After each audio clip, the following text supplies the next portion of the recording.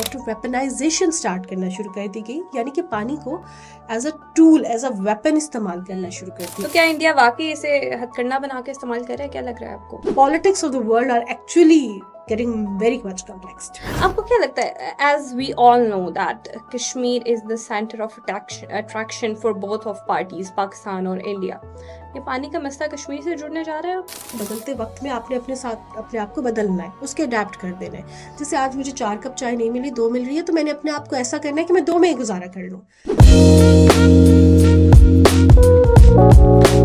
जंगें कभी जमीन के लिए की गई तो कभी तेल के लिए, मगर अब सवाल ये है कि क्या दुनिया में आने वाली जंगें पानी पर होंगी? जंगें सरहदों पर लड़ी जाती हैं, मगर कुछ जंगें दरियाओं के बहाव में छुपी होती हैं। मैं हूं अक्सा खालिद और आप देख रहे हैं विजन पाकिस्तान पॉडकास्ट। आज हम बात करेंगे एक ऐसे मुआहदे के हवाले से जो सिर्फ पानी की तकसीम नहीं, बल्कि पाकिस्तान की ज़राअत, मईशत और आने वाले नस्लों का मुस्तकबिल जिनसे जुड़ा हुआ है। इन तमाम सवालात के जवाबात हासिल करने के लिए हमने अपनी गेस्ट को इनवाइट किया है, मिस माहनूर कुरैशी, जो पाकिस्तान टेलीविजन न्यूज़ की सीनियर एंकर भी हैं। इसी के साथ इंडस वाटर ट्रीटी के हवाले से एक्सपर्टीज रखती हैं, क्योंकि उन्होंने इस्लामाबाद के रीसेंट सेमिनार को कवर भी किया और एज एन एक्सपर्ट अपनी राय भी दी। महानूर, सबसे पहले मुझे ये बताइएगा कि इंडस वाटर ट्रीटी है क्या, और एक आम शहरी को, एक आम पाकिस्तानी को इसमें क्या इंटरेस्ट हो सकता है? एक्चुअली देखें, सबसे पहली बात यह है कि इंडस वाटर ट्रीटी है क्या। ये एक ऐसी ट्रीटी है जिसमें ये डिसाइड हुआ था आफ्टर पार्टीशन कि जो दरिया हैं, क्योंकि हम लोअर राइपेरियन है, यानी कि दरिया का ऊपर से फ्लो है और हम नीचे है, हमारा मुल्क है, राइट।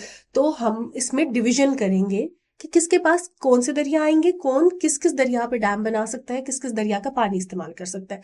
तो इट वाज डिसाइडेड 6 दरिया थे, और उसमें ये था कि जो वेस्टर्न दरिया हैं, वेस्टर्न रिवर्स हैं, वो पाकिस्तान के हिस्से में आएंगे और ईस्टर्न रिवर्स इंडिया के हिस्से में आएंगे। और इस ट्रीटी ने बहुत सी जंगें जो है सरवाइव की। ये ट्रीटी इंटैक्ट रही, ये ट्रीटी बिल्कुल भी इस पे कोई वायलेशंस नहीं हुई। छोटी मोटी वायलेशंस होती रहती थी following the relations between India and Pakistan. अब आपने एक बड़ी इंपॉर्टेंट सवाल पूछा कि आम शहरी का इससे क्या ताल्लुक है। हम सबका पानी से क्या ताल्लुक? पानी जिंदगी, दैट इज द नीश, और हम इस पे बात जरूर करना चाहेंगे, क्योंकि इंडस वाटर ट्रीटी एक ऑफिशियल स्टेटमेंट बन जाती है, लेकिन जब हम उसे आम आवाम को समझाने लगते हैं तो we do not get it. तो इसलिए हम आपसे पूछना चाहते हैं कि एक आम शहरी को, क्योंकि आप ऑन ग्राउंड होती हैं, किस तरह से समझाएंगे? एक्चुअली देखें, आप इसको इस तरह समझें कि ये एक ग्लास पानी है, ठीक है, ये मेरे और आप में तकसीम होना है, और मेरे हर ऑर्गन को चाहिए, मेरे बालों को भी चाहिए, मेरी स्किन को भी चाहिए, मेरे दिल को भी चाहिए, मेरे स्टमक को भी चाहिए। बिल्कुल। ये पानी आप मुझे नहीं दे रही, हाँ।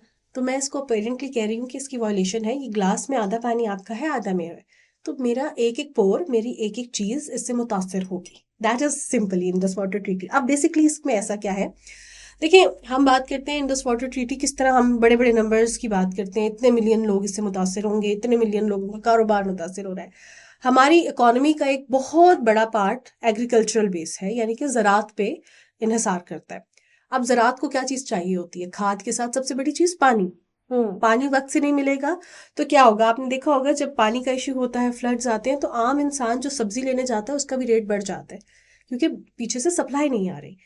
अब सप्लाई नहीं आ रही, हमारी एक्सपोर्ट्स मुतासिर हो रही हैं, हमारी ज़राअत मुतासिर हो रही है, हमारी ज़िंदगी मुतासिर हो रही है। फिर अचानक से, जिस तरह पिछली दफ़ा ये हुआ कि पानी छोड़ दिया गया, सैलाब आ रहा है, पूरे पूरे लोगों के घर डूब रहे हैं, उनके मवेशी डूब रहे हैं, तो इससे हर एक इंसान, इवन जिसका डायरेक्ट इससे ताल्लुक नहीं है, मैं इस्लामाबाद में बैठी हूँ, मेरा ना मवेशियों से कोई ताल्लुक है, ना मेरी फसलें हैं, लेकिन मैं इससे मुतासर हो रही हूँ। मेरे पास जो चीज़ आ रही है वो महंगाई की सूरत में आ रही है, मेरे जो मुल्क के रिसोर्सेज हैं वो डूब रहे हैं, वो मुतासर हो रहे हैं। तो पानी एक ऐसी चीज़ है, अगर हम बात करते हैं ना पानी की, पानी जिंदगी है, तो इसका ज़्यादा हो जाना वो बाइस बनेगा सैलाब का, इसका कम हो जाना कहत साली का बाइस बन सकते हैं। तो इसकी एक नॉर्मल मिकदार इसको रखने के लिए ट्रीटी साइन की गई 1960 में, और इस ट्रीटी का मकसद ये था कि मुनसिफाना तकसीम हो। और ये मुनसिफाना तकसीम सिर्फ पाकिस्तान और इंडिया के बीच में नहीं थी, ये इसका सिग्नेटरी वर्ल्ड बैंक था, यानी कि एक थर्ड पार्टी मॉनिटरिंग के लिए थी। और पिछले साल पहलगाम अटैक का इल्जाम लगाते हुए पाकिस्तान पे, जिसको भारत प्रूव नहीं कर सका, मैं ये बात आपसे एज अ पाकिस्तानी नहीं बल्कि एज अ सहाफ़ी कर रही हूँ कि एक चीज़ है जिसका इल्ज़ाम लगाया जाए और इंटरनेशनल सतह पे आप उसका प्रूव ना दे सकें, तो उसकी कोई बेसिस नहीं होती। पाकिस्तान पे इल्जाम लगाया गया और उसके बाद वाटर वायोलेशन स्टार्ट करना शुरू कर दी गई, वाटर वेपनाइजेशन स्टार्ट करना शुरू कर दी गई, यानी कि पानी को as a tool, as a weapon इस्तेमाल करना शुरू कर तो दिया। क्या इंडिया वाकई इसे हथकंडा बना के इस्तेमाल कर रहा है? क्या लग रहा है आपको? बिल्कुल कर रहा है, 1 साल से हम देख रहे हैं हथकंडा बना के इस्तेमाल हो रहा है। तो आप देखेंगे इतनी अवाम परेशान है, इस हवाले से सेमिनार्स कंडक्ट किए जा रहे हैं, इस हवाले से बात की जा रही है, क्योंकि देखिए हथकंडा ही है। अगर आप सैलाब की फॉर्म में पानी छोड़ देते हैं, बहाव ज्यादा कर देते हैं, पानी रोक देते हैं, कहत साली का बायस बनता है, मवेशी मुतासिर हो रहे हैं, तो ये एक हथकंडा ही बन चुका है अब। आपने रीसेंट सेमिनार जो ऑर्गेनाइज हुआ इस्लामाबाद में कवर किया, फिजिकली आप वहां पे थी, क्या देखा आपने? क्या आने वाले वक्त में क्या होगा? अब बार बार सेमिनार्स तो करवाए जाते हैं, इंडस वाटर ट्रीटी पे बात होती है, इस दफा कुछ चेंजेस लाए गए? अच्छा, इस सेमिनार का मकसद जो कि इंडस वाटर ट्रीटी 2026 था, इसमें सिर्फ पाकिस्तानी अवाम ने, इंटरनेशनली बहुत लोगों ने हिस्सा लिया। बहुत से लोग रशिया से, चाइना से, दीगर ममालिक से इसमें उन्होंने शिरकत की, एज एन एक्सपर्ट शिरकत की, और ख़ास तौर पे अपनी अपनी एक्सपर्टीज शेयर की। क्योंकि अगर हम सिर्फ पाकिस्तान की बात करें तो ये सिर्फ स्टेट नैरेटिव नहीं था। राइट। जब उनसे बात की गई तो इस चीज़ की हमें रियलाइजेशन हुई कि ये सिर्फ पाकिस्तान और भारत का मसला नहीं है, इससे बहुत से मुल्क मुतासिर हो सकते हैं। वो हम आगे जाके इस हवाले से बात करेंगे कि कैसे हो सकते हैं। इस सेमिनार का मकसद बेसिकली ये था कि पाकिस्तान एक पावरफुल मुल्क होते हुए, जो कि हमने पिछले साल बताया कि हमारी डेटरेंस की क्या कुव्वत है, एक बहुत पुरअमन तरीके से दुनिया को ये बता रहा है कि वाटर वेपनाइजेशन हो रही है, वाटर वायलेशन हो रही है, और इसको रोकना है। और पिछले साल जो सैलाब आए, हम्म। तबाहकारियां हुई, आपको क्या लग रहा है कि इस सेमिनार के बाद कुछ हलचल मच जाएगी? इस दफा मानसून में हम पिछले साल वाला ही रोला रप्पा देखेंगे या कुछ चेंजेस आ जाएंगे? आई बिलीव अगर पाकिस्तान का मकसद कभी भी हलचल मचाना होता तो पाकिस्तान मार के हक के बाद दूसरी हलचल इस पे मचा देता, लेकिन पाकिस्तान का मकसद कभी भी पानी को हम ना अमान की सूरत हाल क्रिएट करना है, लेकिन क्या आपको लगता है कि इंडिया की तरफ से जो है वो थम जाएगा ये समा? अभी अगर नहीं थमेगा तो इवेंचुअली उनके अपने लोग भी मुतासर होंगे। बिकॉज ये जो क्लाइमेट चेंज होता है, जो वाटर वेपनाइजेशन होती है, ये एक ऐसी चीज़ है कि घूम फिर के आपके अपने घर में वापस आती है। इस क्लाइमेट चेंज से, इस इन्वायरमेंटल डिग्रेडेशन से सिर्फ हम मुतासर नहीं होंगे, इंडिया बीइंग और नेबरिंग कंट्री वो भी मुतासर होगा। And it is very important time to understand this situation. और इसी के हवाले से पाकिस्तान में बहुत पुरअमन तरीके से एक सेमिनार का इनेकाद किया गया, ताकि एक प्रॉपर, एक पीसफुल मैसेज दुनिया को दिया जा सके, कि बताया जा सके कि what are the factors which are impacting Pakistan and how the other countries of the world would be impacted in future as well. आपको क्या लग रहा है कि इंडिया जो है वो पाकिस्तान को या फिर जमीन के हकाइक को बदल कर पाकिस्तान को दीवार के साथ लगाना चाह रहा है इस वक्त? क्या लगता है आपको? इस वक्त तो नहीं, हमेशा से लगवाना चाह रहे हैं, और देखिए Right. लगाने की कोशिश भी की गई और हमेशा नाकाम हुआ, हमेशा नाकाम। एक्चुअली आप देखें कि हमने, पाकिस्तान ने जिस तरह पीस टॉक्स में as a mediator role play किया, भारत हमेशा से चाहता था कि पाकिस्तान को आइसोलेट करे। सो ये अभी से नहीं, पाकिस्तान को आइसोलेट करने की हमेशा से कोशिश की गई है। पिछले साल इंडिया ने ज़रा मिस कैलकुलेशन की, और पहलगाम अटैक का जब इल्ज़ाम लगाया गया तो उसके बाद पाकिस्तान को आइसोलेट करने के लिए नैरेटिव वॉरफेयर स्टार्ट की गई, फेक न्यूज़ स्टार्ट की गई। लेकिन इसमें हमने देखा इंटरनेशनल कम्युनिटी ने, इंटरनेशनल जर्नलिस्ट ने बहुत अहम रोल प्ले किया, और कोशिश की गई और मिस कैलकुलेट किया गया। एक तरह से तो हमने अपनी डेटरेंस थ्रू मार के हक शो कर दी, लेकिन उसके बाद 1 साल बाद आपने देखा होगा, उसी अप्रैल में, पिछले साल 2025 अप्रैल को जेडी वैंस जब पहलगाम में थे, पहलगाम अटैक हुआ, और उसके बाद 1 साल बाद अप्रैल में हम जो हैं वो पीस टॉक्स करवा रहे हैं, एक पोटेंशियल वर्ल्ड वॉर 3 रोक रहे हैं। तो ये तो हमने इंडिया को नहीं, पूरी दुनिया को दिखा दिया कि आप हमें सोशली आइसोलेट नहीं कर सकते, क्योंकि उसके पीछे कुछ रीजंस हैं। इट्स नॉट कि हम सिर्फ इसको ब्रैग अबाउट करें। हमारी जियोपॉलिटिकल सिचुएशन, हमारी मिलिट्री पावर, हमारे रिसोर्सेज, हमारे नेचुरल रिसोर्सेज, और the neighborings we are surrounded with, so हमारी इंपॉर्टेंस कभी भी कम नहीं हो सकती। अच्छा, आपको क्या लगता है कि क्या पानी जो है वो 21वीं सदी का ब्लू गोल्ड बन गया है?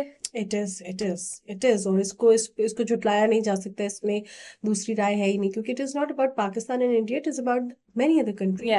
और ये नेचुरल रिसोर्स है, और नेचुरल रिसोर्स के कंट्रोल किया नहीं जाता, और जब जब कोशिश की जाती है तो वो नुकसान का मुझे तारड़ साहब की एक बात बड़ी अच्छी लगी थी, उन्होंने कहा कि वाटर विल फाइंड इट्स वे, पानी अपना रास्ता बना, पानी अपना रास्ता तो आप पानी को कंट्रोल नहीं कर सकते, आप कभी जिंदगी को कंट्रोल नहीं कर सकते। Actually, they are trying to, but they have to face the consequences after that.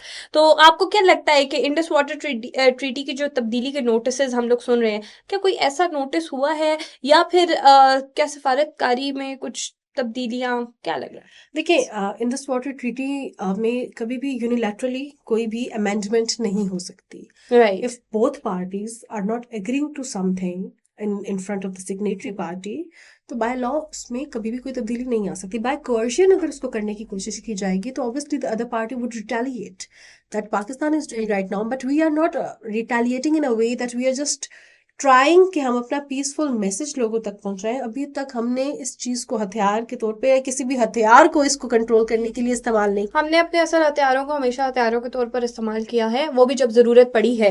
हमारा हमेशा स्ट्रैटेजी रही है, ऑफेंसिव कभी नहीं रही, अपने आप को सिर्फ डिफेंड करने के लिए इस्तेमाल किया। लेकिन अभी तक पानी के मामले में पाकिस्तान ने कोई हथियार इस्तेमाल नहीं किया, इवन पानी को भी ऐसा हथियार इस्तेमाल नहीं किया।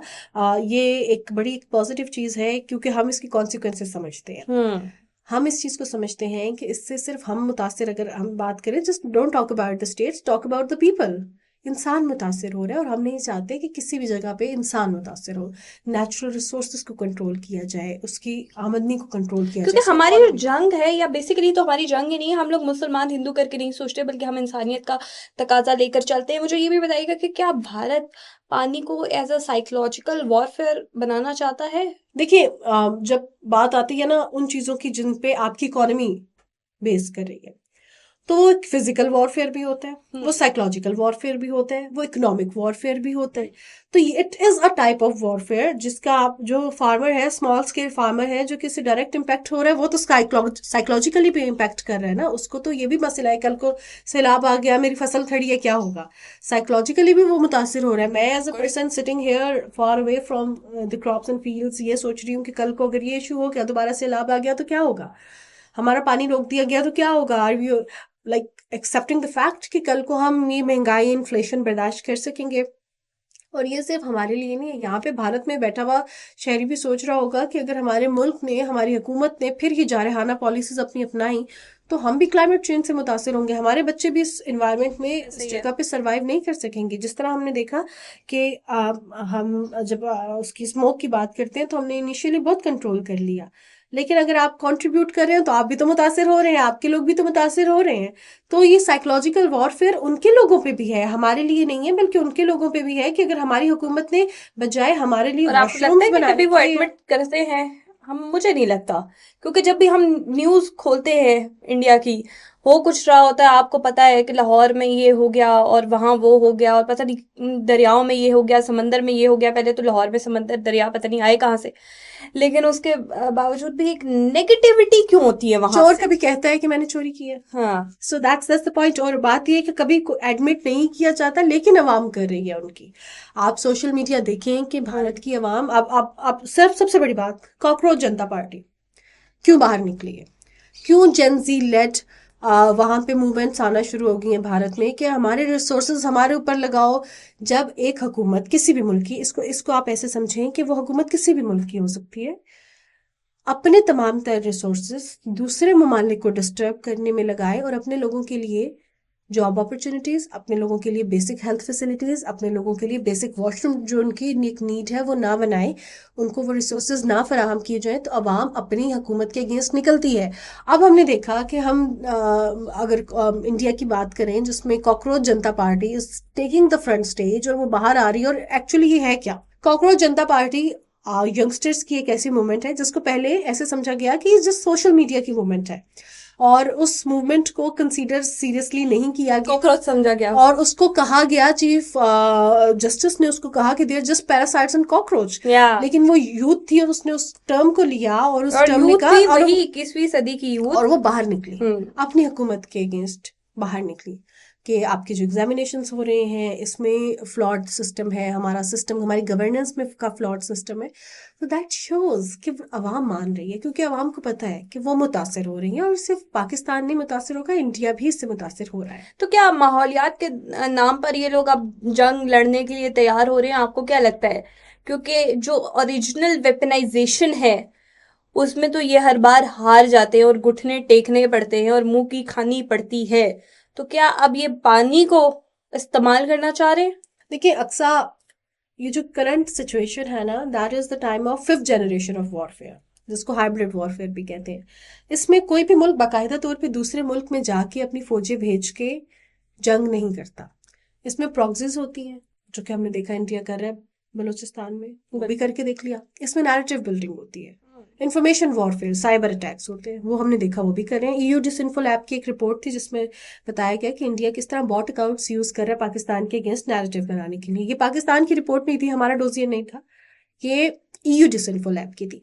सो इंडिया ने ये सारे हथकंडे आजमा लिए। साइकोलॉजिकल वॉरफेयर भी ये है।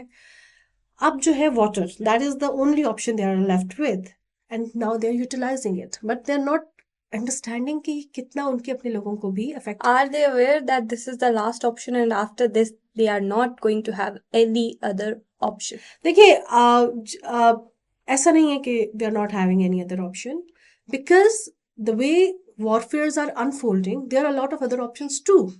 There are lot of other options too. ऐसा नहीं है कि पानी के बाद उनको कोई और हथियार नहीं मिलेगा। लेकिन उन्हें लगता है, वो ज़हनी तौर पे तैयार है कि देखिए आपका दुश्मन हमेशा आपको हर फ्रंट पे जो है वो मुतासिर करने के लिए तैयार रहता है। ऐसे ही है। लेकिन पानी का मसला ये है कि पानी, हमारा और इंडिया का मसला आप देख रहे हैं, कश्मीर इशू के बाद दैट इज द वाटर। या water issue, that is the important issue. लेकिन हम ये नहीं कह सकते कि पानी के बाद इंडिया अपने हाथ खड़े कर देगा और हमें मुतासर नहीं करेगा। सबसे बड़ी गलती ये होती है किसी भी जंग में अपने दुश्मन को कमजोर समझना। हम जंग नहीं चाहते, हम जंग चाहते होते तो अपने मार के हक को बहुत एक्सटेंड करते पहलगाम के बाद, जब हमने उनको दिखाया कि हम डेटर कर सकते एंड हैं। Pakistan is the first nation, चाहे हमारे ऑफिशियल्स हों चाहे हमारे आम शहरी हों, they are always taking stand for any peace contribution other than a conflict, I think. और इसकी सबसे बड़ी जो एग्जाम्पल है वो रीसेंट टॉक्स है। बिल्कुल, और रीसेंट टॉक्स में आप देख लें कि पाकिस्तान का कोई स्टेक नहीं था। It was just regional war turning into global war. Pakistan आगे बढ़ा, पाकिस्तान ने मीडिएट किया, डिस्पाइट ऑफ द फैक्ट कि हमारे अपने बॉर्डर इश्यूज क्या हैं, डिस्पाइट ऑफ द फैक्ट कि हमारे अपने कितने ज़्यादा इश्यूज हैं। सो दैट शोज कि we are a peaceful country. हम अमन चाहते हैं दुनिया में, और जब हम रीजनल कंट्रीज के साथ अमन चाह रहे हैं, दुनिया में चाह रहे हैं, तो अपने नेबर के साथ तो चाह ही रहे होंगे। उस हवाले से हमने बहुत से इनिशिएटिव्स भी लिए पहले। आपको क्या लगता है कि आलमी जामिन जो ममालिक है वो इंडस वाटर ट्रीटी के हवाले से कहाँ खड़े हैं? देखिए सबसे बड़ा मिसकंसेप्शन या हम देखें कि इशू इंडिया पाकिस्तान बीच में कश्मीर इशू जब भी आया, उसमें ये हुआ कि हमने प्लेबिसाइट्स भी देख ली UN की। या तो इसको कंसीडर किया जाता है ये इशू है दो ममालिक के दरमियान, या इसको कंसीडर किया जाता है कि जो UN की रूलिंग्स है उस पर आप चले। बट इशू ये है कि अगली एक पार्टी वायलेट कर रही है। वायलेशंस आर हम देख रहे हैं कि are being done by them again and again. तो उसमें अब आप देखें कि आपने पिछले 1-2 सालों में देखेंगे कितना ये आलमी इदारों का, इंटरनेशनल कम्युनिटी का, इंटरनेशनल लॉ का एक आई वोंट से डाउनफॉल है, लेकिन उनकी एक बड़ी कम्प्लेक्सिटी स्टार्ट होना शुरू हो गई है। राइट। क्योंकि लोगों ने, ममालिक ने, स्टेट्स ने डिसीजंस अपने हाथ में लेना शुरू कर दिए हैं, अमन के भी और जंग के भी। सिर्फ जंग के नहीं, अमन के भी, क्योंकि देखा है कि जब इंटरनेशनल ऑर्गेनाइजेशंस के होते हुए भी पाकिस्तान मीडिएट कर रहा है, तो दैट शोज कि हम समझ चुके हैं कि इनका स्टेटस अब एक वेग स्टेटस बन चुका है। स्टिल हम इसकी अहमियत को झुटला नहीं सकते। जिस तरह जंगें डिफरेंट अनफोल्ड हो रही हैं, डिफरेंट उनके एस्पेक्ट्स अनफोल्ड हो रहे हैं, इसी तरह आलमी इंस्टीट्यूशंस का और ममालिक का जो एक रोल है वो भी अनफोल्ड हो रहा है। हमने नहीं सोचा था कि एक इंटरनेशनल ऑर्गेनाइजेशन हमने बना दी, एक आलमी इदारा बना दिया जिसके हम तमाम सिग्नेटरीज हैं। जैसे आप और मेरा कोई इशू हो और हमारा एक ऑर्गेनाइजेशन है जिसने हमारे डिस्प्यूट्स रिजॉल्व करने हैं, लेकिन वो नहीं कर रही और हमारे ऑफिस का एक तीसरा बंदा उठ के कर रहा है, क्योंकि उसने समझ लिया है कि ऑर्गेनाइजेशन नहीं करेगी, हमने अपने मसाइल खुद हल कर लिए। So you never know कि how it unfold in the future, because geopolitical situation and politics of the world are actually getting very much complex. आपको क्या लगता है, as we all know that Kashmir is the center of attraction for both of parties, Pakistan और India, ये पानी का मसला कश्मीर से जुड़ने जा रहा है अब? देखिए, हमने देखा कि कश्मीर या उस पे हम बात करें तो वहाँ पे हाइड्रो पावर प्रोजेक्ट्स बनाए गए हैं, डैम्स बनाए जा रहे हैं उन रिवर्स पे that are flowing towards Pakistan. Kashmir और पानी अलग कभी भी नहीं थे, लेकिन it is getting more complex. इसे समझाएं please. After abrogation of article 370 and 35A in Kashmir 2019 में कश्मीर का स्पेशल स्टेटस रिवोक कर दिया गया। Right. ठीक है, अब वो स्पेशल स्टेटस क्या था कि कश्मीर में कोई बाहर का बंदा जो कि गैर कश्मीरी होगा वो जॉब गवर्नमेंट की नौकरी नहीं कर सकेगा, वहां पे जमीन नहीं खरीद सकेगा, वहां पे जो सरकारी नौकरी होगी वो कश्मीरी करेंगे। कश्मीर का अपना लॉ होगा after the abrogation of article 370 and 35A जो कि 5 अगस्त 2019 को रिवोक किया गया। भारत ने ये समझना शुरू कर दिया कि अब वो कश्मीरियों को कंट्रोल करेगा और किसी हद तक उन्होंने किया भी। वहां पे बाहर के इंडिया के लोगों ने प्रॉपर्टीज खरीदी, कश्मीरी खवातीन से शादियां करना शुरू कर दी, बहुत डेरोगेटरी रिमार्क्स खवातीन के बारे में इस्तेमाल होना शुरू हो गए, टू हैव फेयर किड्स, आप कश्मीरी खवातीन से शादियां करें, the way they are treating women. आपको पता है भारत में खवातीन की क्या जो उन्होंने जेंडर इंडेक्स में देखे हैं, जो उनकी सिचुएशन है, तो उन्होंने वैसे ही कश्मीर की खवातीन को भी ट्रीट करना शुरू कर दिया।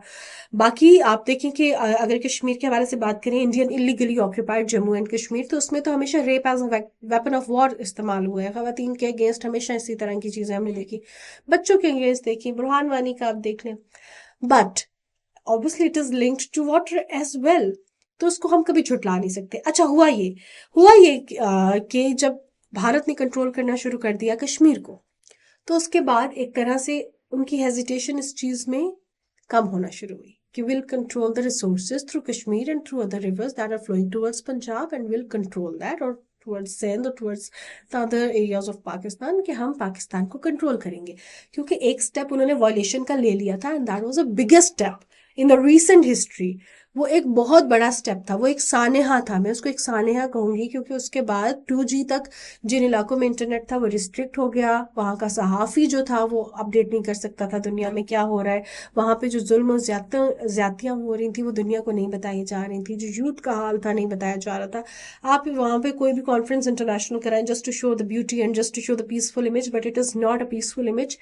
पिंजरा सोने का भी हो, पिंजरा हो। What they act was not the reality.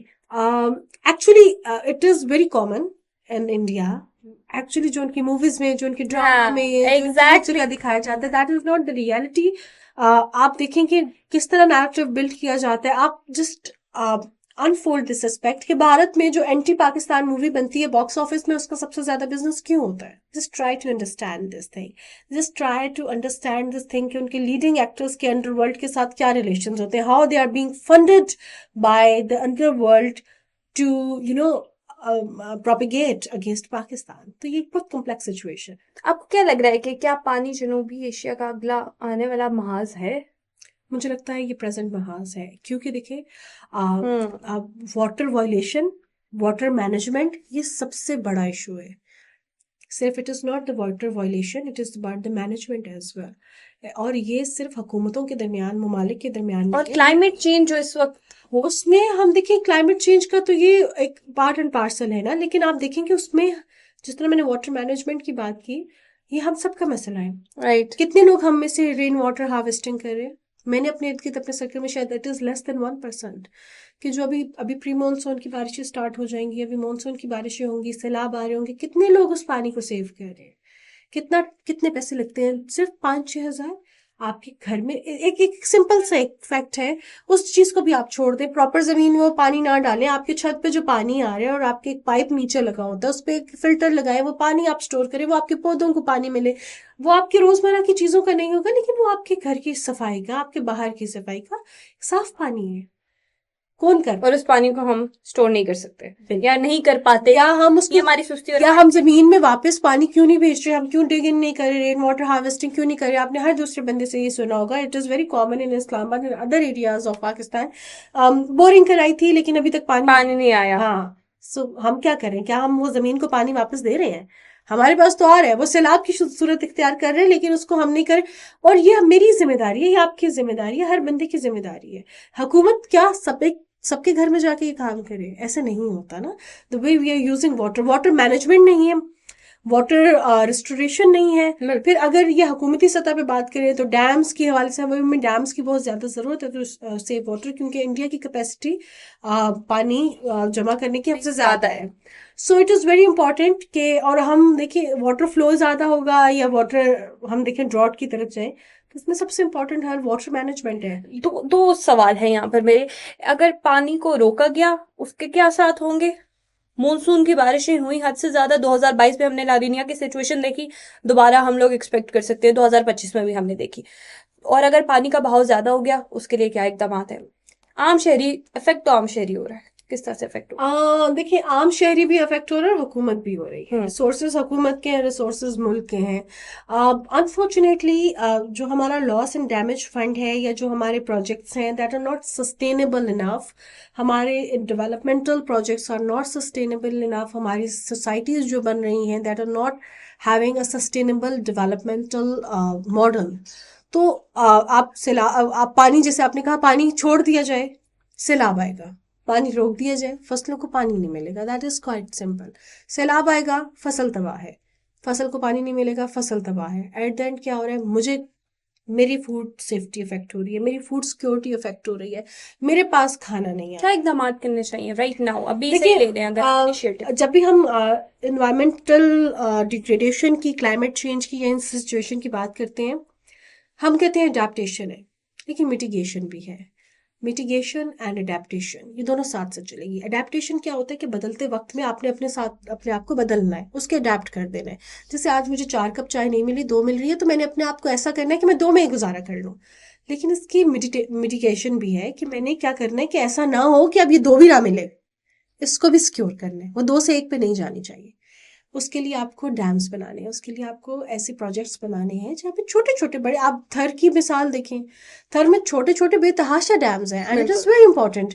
तो इस तरह की छोटी छोटी चीज़ें हमने करनी है, जहाँ पे जिन एरिया में ज़्यादा फ्लड प्रोन है वहाँ पे हमें इस तरह की प्रॉपर सेटअप करना है ताकि वहाँ पे वाटर स्टोर हो सके, वो पानी फसलों को तबाह ना करे। हमारे पास प्रॉपर वाटर स्टोरेज एरियाज होने चाहिए उन जगहों पे जहाँ पे ज़्यादा फसलें हैं।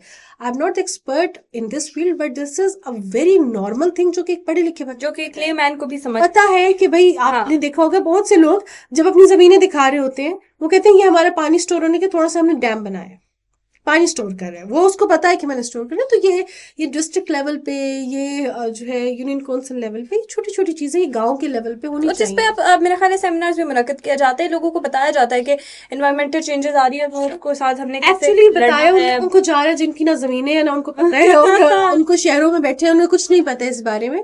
तो इनकी कैपेसिटी बिल्डिंग ऑन ग्राउंड उन लोगों की होनी चाहिए और इसमें थोड़ी सी सब्सिडी भी देनी चाहिए। जो एक छोटा फार्मर है, स्मॉल स्केल फार्मर है, उसको नहीं पता कि मैंने क्या करना है, और उसको पता भी है तो उसके पास रिसोर्सेज नहीं है। सही है। और जितना क्लाइमेट चेंज आ रहा है, जिस तरह लोगों की फसलें तबाह हो रही हैं, जो उनको रेट्स नहीं मिल रहे, राइट, तो इसमें I think government is trying hard but actual में चैलेंजेस इतने हैं। आप जब पिछले साल देखें स्मोक की जो सिचुएशन थी वो इस साल नहीं थी।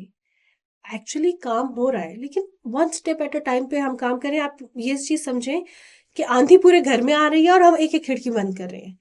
ये बेनिफिट है कि खिड़की एक एक बंद हो रही है, लेकिन दूसरी खिड़कियों से इतनी देर में ज्यादा गर्दो गुबार आ रही है। But one step at a time, जब सब बंदे, सब फील्ड, सब प्रोफेशन, सब ऑर्गेनाइजेशन, सब रेलेवेंट डिपार्टमेंट्स अपना काम करेंगे तो eventually that things would get better. लेकिन इसमें हुकूमत के साथ साथ आवाम की बहुत बड़ी जिम्मेदारी है। आप देखें the way we are doing things for our climate, क्या ये सेटिस्फैक्ट्री है? Not at all. या इट इज नॉट। मुझे ये भी बताइएगा कि there is always a cheap agenda setting by the opposite party और बाय द इंडियंस। मुझे ये बताइएगा कि क्या अब सरहदों के बजाय दरियाओं पर जंगें लड़ना चाह रहे हैं ये लोग?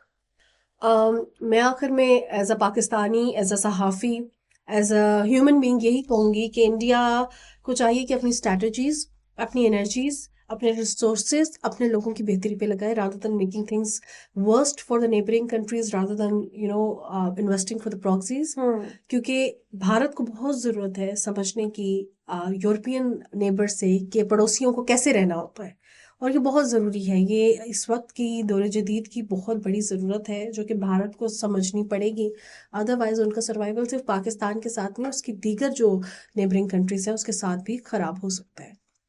Thank you so very much Mahnoor Qureshi, Pakistan TV news की सीनियर एंकर और एक्सपर्ट हमारे साथ मौजूद थी, जिन्होंने इंडस वाटर ट्रीटी को बहुत करीब से देखा और एज अ ले मैन पाकिस्तानी शहरी को समझाने की कोशिश की, और इसके साथ साथ एक वंडरफुल मैसेज उनकी तरफ से गया है ऑपोजिट नेशन, नेबर नेशन के लिए भी, कि ना अपना घर तबाह करें और ना ही हमारा घर तबाह करने की कोशिश करें, क्योंकि अगर आप ऐसा कोई भी हथकंडा इस्तेमाल करेंगे बनाकर, तो उसका नुकसान हमें नहीं आपको भी होगा, और आपको यूरोपियन ममालिक से नेबरहुड की जो क्लासेस हैं वो ले लेनी चाहिए।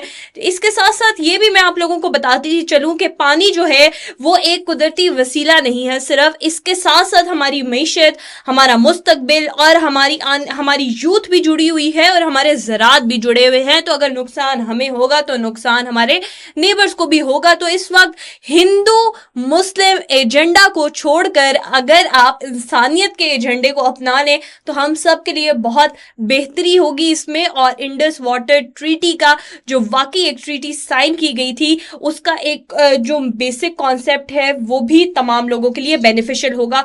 दरियाओं का बहाव सिर्फ मैं यही कहना चाहूंगी कि पानी नहीं लाता अपने साथ, इसके साथ साथ वो बहुत सारी लोगों की उम्मीदें, बहुत सारे ख्वाब भी लेकर आता है।